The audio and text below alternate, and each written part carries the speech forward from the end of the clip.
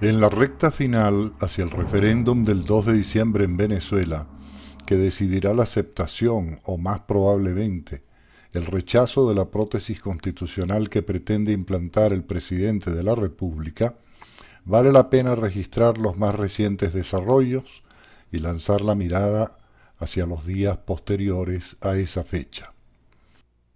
En primer término, es notorio el desasosiego que cunde en las filas gubernamentales.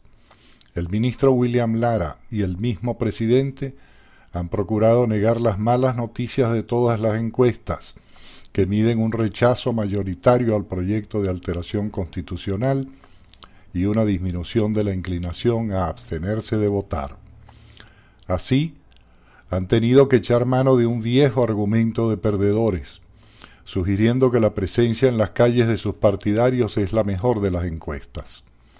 Pero ellos mismos saben que esa presencia se hace posible con los lujosos autobuses que fletan para traer adeptos, a quienes pagan viáticos a manera de soborno, y que en su caso no son detenidos por guardias nacionales en el peaje de Tazón, como si hacen con los que trasladan a sus opositores. Luego, el gobernador del estado Miranda, Diosdado Cabello, se vio forzado a aconsejar a sus huestes que no cayeran en triunfalismos, y una vez más la voz presidencial se hizo eco de tal advertencia. Así declaró que no se puede cantar victoria antes de la victoria, y expresó su temor al decir que, si no se aprueba la reforma, la revolución entrará en una fase de peligrosa desaceleración que pudiera llevarla a velocidad cero. Antes, en un intento por hacer entender el referéndum como una confirmación de su mandato, postuló que si su proyecto no resultaba aprobado, tendría que ir pensando en un sucesor. En segundo término, no solo ha decrecido dramáticamente la propensión a abstenerse, sino que se ha hecho notable la mejora de la confiabilidad del acto mismo de la votación. El diario El Nacional ha reportado que, de la apertura de 1% de las cajas al cierre de la votación en el referéndum revocatorio presidencial de 2004, se pasó a 54% de las cajas, y de tener testigos en muy pocas auditorías, ahora los partidos participan activamente en las 10 revisiones del sistema electoral que se hacen rutinariamente antes de una contienda. Cuando Luis Ignacio Lula da Silva dice confiar en que nuestro presidente respetará los resultados del escrutinio, en realidad le está exigiendo que lo haga, a sabiendas de que los boletines del Consejo Nacional Electoral reflejarán la voluntad popular.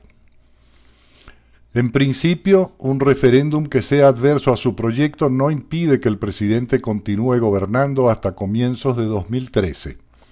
Técnica y jurídicamente no está en juego su cargo, pero el rechazo de su pretensión tendrá efectos equivalentes al de negarle un voto de confianza. Por esto tiene razón al pensar que la cacareada revolución puede llegar a disminuir su velocidad a cero.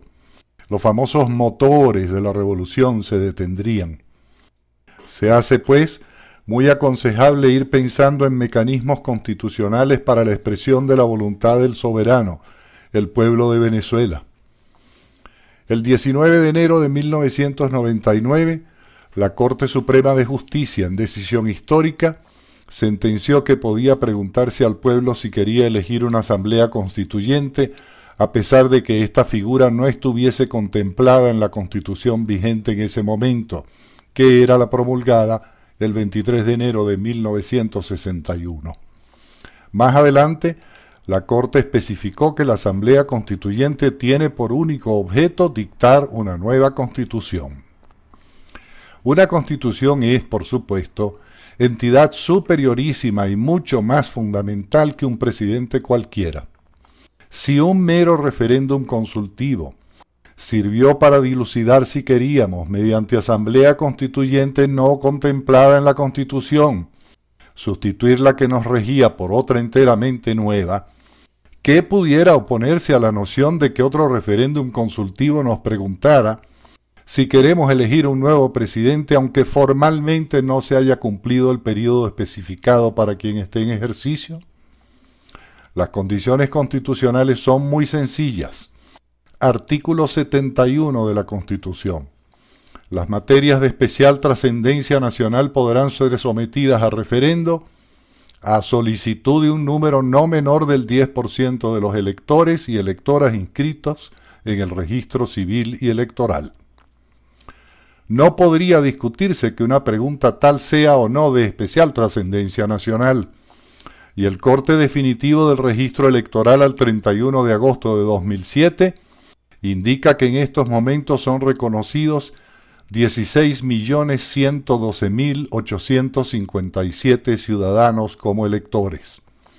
Esto es, tan solo 1.611.286 firmas, 33% menos que las requeridas para la revocación, harían inevitable ese preciso referéndum.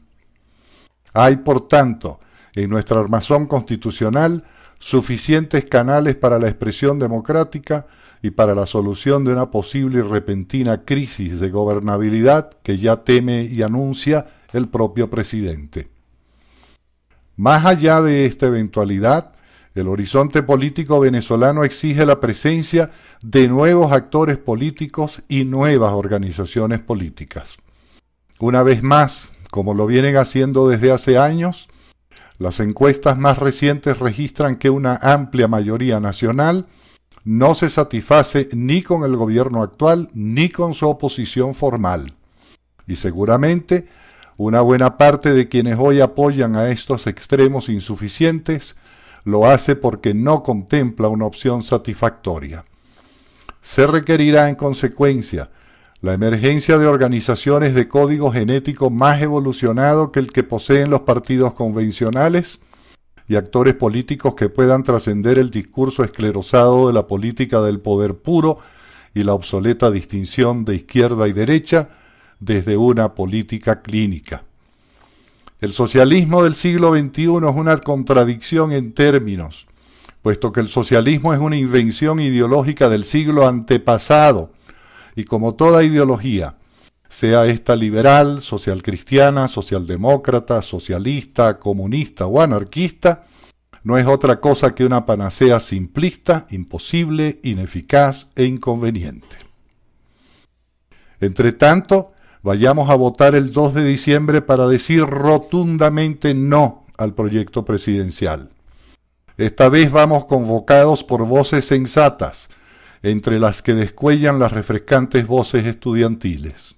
Ahora nos tranquilizan, además, al ofrecerse como vigilantes de nuestros votos y garantes de su respeto. El enjambre ciudadano ya ha decidido y solo falta que se manifieste el próximo domingo. No hay excusa, pues, para la abstención. Vayamos todos a votar. Vayamos a rechazar la pretensión absolutista y vitalicia del presidente. Y sepamos que sí hay futuro, el que construiremos juntos.